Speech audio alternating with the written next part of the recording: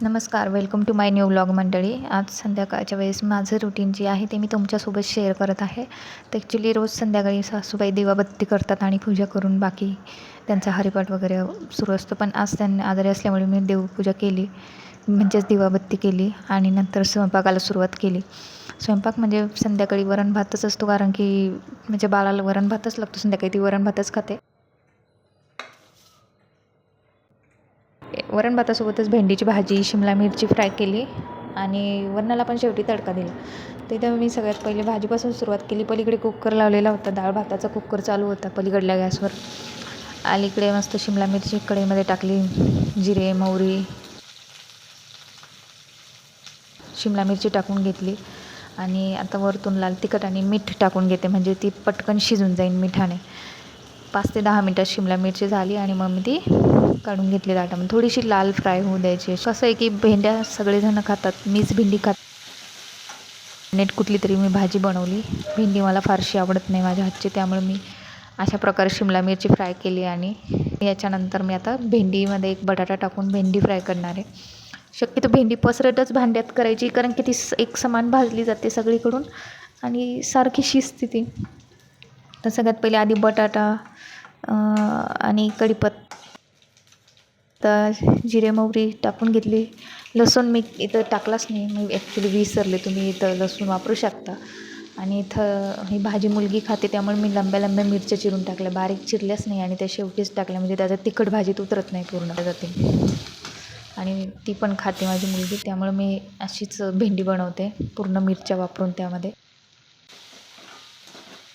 भेंडी परतल्यावर त्याच्यात थोडंसं मीठ टाकायचं, कोथिंबीर वगैरे टाकली, मीठ उशिरा टाकायचं आणि मग शिजायला ठेवून द्यायचं कमी गॅसवर, मंद आचेवर. थोडंसं 5-10 मिनटांनी झाकण ठेवून शिजून द्यायची. भेंडी लगेच शिजून जाते 5 मिनटात, जास्त वेळ नाही लागत. तोपर्यंत मी पीठ काढलं होतं, पीठ मळून घेतलं आणि भेंडी मस्त वाफ्यावर छान शिजली होती. आपण झालेलं होतं वरण शिजलं, घरचं डाळीचं वरण आहे. आणि पिल्लूला वरण भात काढून दिला, म्हणून भात थोडासा दिसतोय. अगदी गाळ भात करावा लागतो तिच्यासाठी मला. इकडं चपात्या लाटायची आता तयारी चालू आहे. चपात्या एकदम फास्ट आहे, तर फास्ट फॉरवर्ड व्हिडिओ केला आहे, कारण की जास्तच लॉंग व्हिडिओ नव्हता पाहिजे. पटपट पटपट मी चपात्या करते, कारण की वरती गॅसवरची चपाती भाजेपर्यंत खालची चपाती रेडीच पाहिजे, अदरवाईज गॅस वाया जातो. आणि एकदम आमच्या इथं पतल्याच चपात्या मला आवडतात, पतल्या पतल्या चपात्या मी करते. शक्यतो तेलाचा वापर कमीच करते भाजीला, चपातीला मी वरतून काही तेल लावत नाही. पटपट पटपट चपात्या भाजून घेतल्या. आणि घरामध्ये सगळ्यांना 4 पोळीच चपाती आवडते, त्याच्यामुळे 4 पोळ्याच कराव्या लागतात, शिवाय एकदम नरम पण बनतात चपात्या.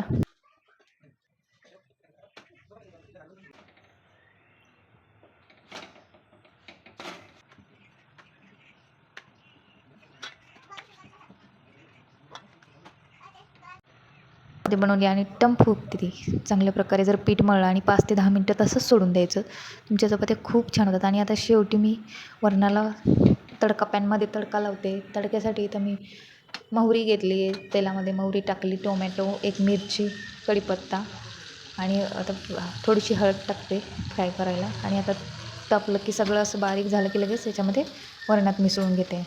आणि असं वरणच आवडतं आमच्या घरी, त्यावर आम्ही तूप वगैरे खात नाही. नंतर मिस्टर आणि सुट्टी असल्यामुळं बाजार केलेला होता, आज बाजार आणला होता, सगळ्या काही भाज्या. आणि मला फारच पेरू खाण्याची इच्छा होती आज प्रेग्नन्सी क्रेविंगमुळं. तर त्यांनी पेरू पण आणले होते आणि कारले, बऱ्याचशा हिरव्या भाज्या, जेणेकरून मला हिरव्या भाज्या माझ्या पोटामध्ये जातील प्रेग्नन्सीमध्ये. कारले पण खूप आवडीने खातात आमच्या घरी, कारले, भेंडी, मिरच्या. मेन म्हणजे याचं अट्रॅक्शन म्हणजे. आणि मेथी पण आणली होती, मेथी आईकडे निवडायला दिलेली होती मी, त्या निवडत होत्या तिकडे. आता हा भाजीपाला प्रत्येक मी वेगळा वेगळा करून प्रत्येक टोपल्यामध्ये वेगळा वेगळा धुवून त्याला ठेवायचं. आणि नंतर मग सगळे काम झाले की आपलं काम आवरायचं आणि जेवण, आणि मग बराचसा वेळ होऊन जातो. तर मंडळी, तुमचं पण रुटीन कसं आहे?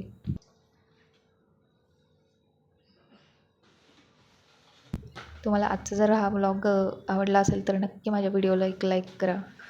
आणि इथून पण पुढे चॅनलवरती असेच व्हिडिओ येणार, तर नियमित व्हिडिओ बघा. Bye bye.